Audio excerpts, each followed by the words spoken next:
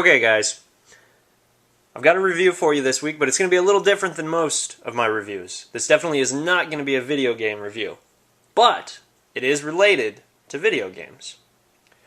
Now granted, it probably would be much easier to just put Resident Evil into your game console and start playing it, but if you're one of those people that likes setup and cards, I present to you Resident Evil, the deck building card game. The Resident Evil deck building game here actually came out not long ago and was released by Bandai.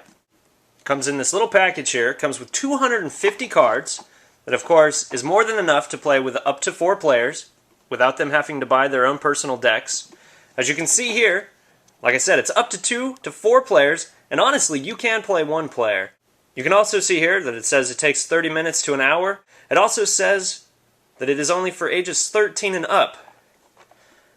I've got to go ahead and say that I don't quite understand that, because none of the cards swear out loud, and none of them, when attacking another card, tends to draw blood. So I quite don't understand that part.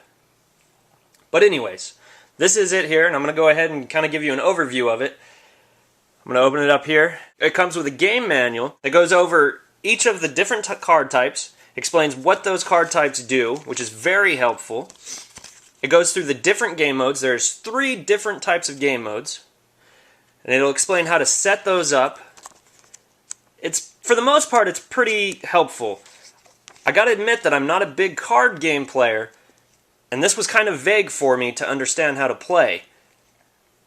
I will link down below where you can pick this up for a rather reasonable price. It also has a flash type manual that'll teach you how to play the game that's very easy to follow and will definitely help you understand how to play this. As I go ahead and talk about the cards here, I want you to keep in mind that the way that I talk about this is if we were playing the main mode for this card game, which is story mode, where you basically explore the mansion.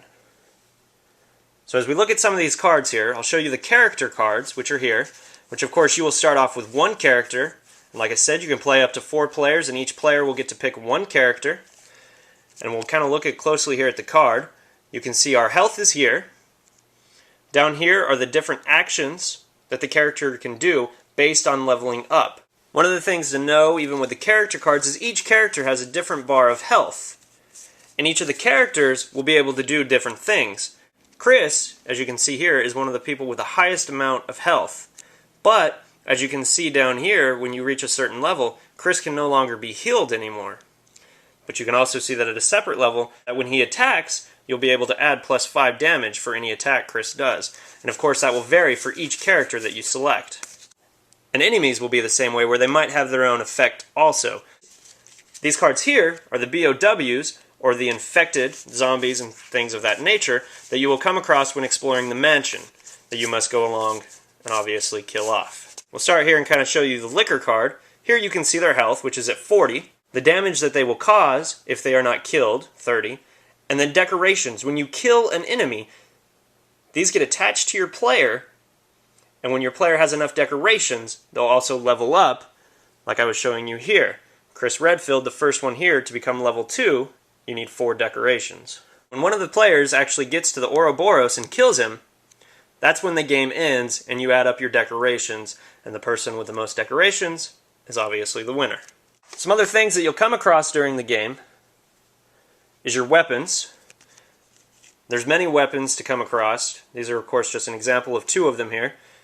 You have your machine gun, your knife, and of course here it'll tell you how much they cost to get.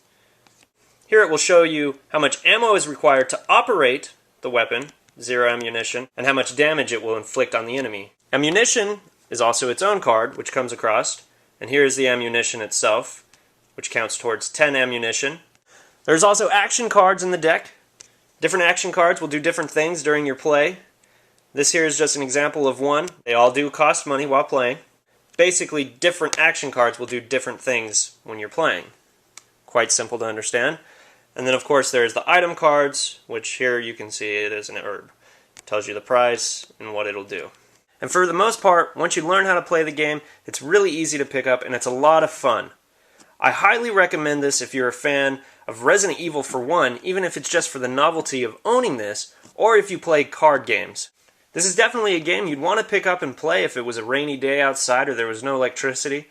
And it is a lot of fun. And it's not going to be the end of it. There also will be an expansion pack that comes out about in April, which will expand on this, give us new characters, a new play mode, and of course there will be new features to it. If you have any questions, you can message me down below, and I'll try my best to answer any questions you may have about it. If you enjoyed watching this review and it was any bit helpful, please subscribe or let me know down below. But other than that, guys, I'll see you guys next week, and I hope you found this a little bit helpful or entertaining to some degree, even if it's not a video game review, technically. But anyways, thanks for watching, guys. We'll see you guys soon. Make sure to hit the subscribe button above this video on YouTube and stay up to date with Trevor Clark's latest videos.